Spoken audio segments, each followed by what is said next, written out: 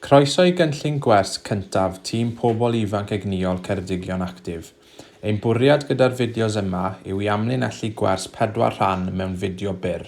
Y 4 rhan bydd twymo fyny, datblygu sgil, y prif weithgaredd ac fel gallen wahaniaethu'r wers. Nod y wers hon yw dysgu a datblygu'r sgil o gydbwysedd. I dwymo fyny, gofynnwch i'r plant wneud 30 eiliad o redeg, 30 eiliad o naid seren a 30 eiliad o hercian. Cofiwch ymestyn cyhyrau'r corff hefyd, yn enwedig y breichiau a'r coesau, wrth wneud ymarferion fel squats a chylchoedd gyda'r breichiau.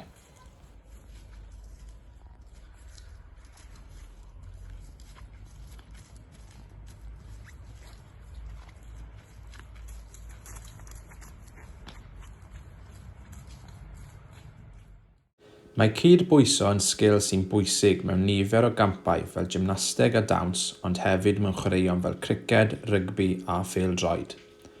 Ceisiwch annog y plant i gydbwyso ar un droed a gwneud symudiadau araf. Gallwch hefyd gydbwyso offer fel pêl-tennis a raced tennis. Defnyddiwch y cerdyn sgil a'r fideo fel esiamplau eich helpu. Gofynnwch i'r plant i feddwl am heriau eu hunain hefyd. Mae'r cerdyn hwn yn y bocs aml sgiliau sydd ym mhob ysgol, neu gallwch weld y cardiau ar ein sianel Teams Ceredigion Actif. Gallwch sganio'r cod QR i weld y fideo'n uniongyrchol.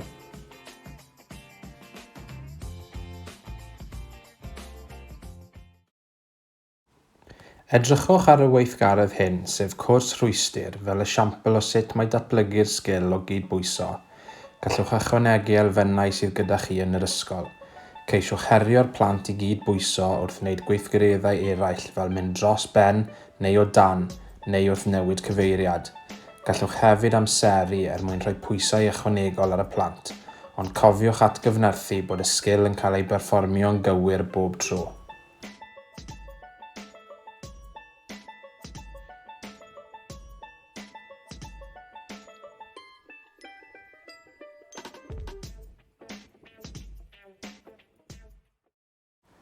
Gall plant weithio mewn parau mwyn gallu rhoi cefnogaeth lle bod angen.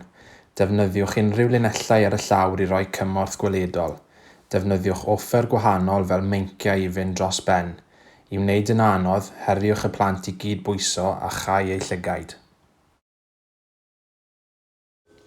Cofiwch asesu'r plant trwy gydol y wers i ddylanwadu ar eich cynllunio ar gyfer y wers nesaf. Diolch am wrando.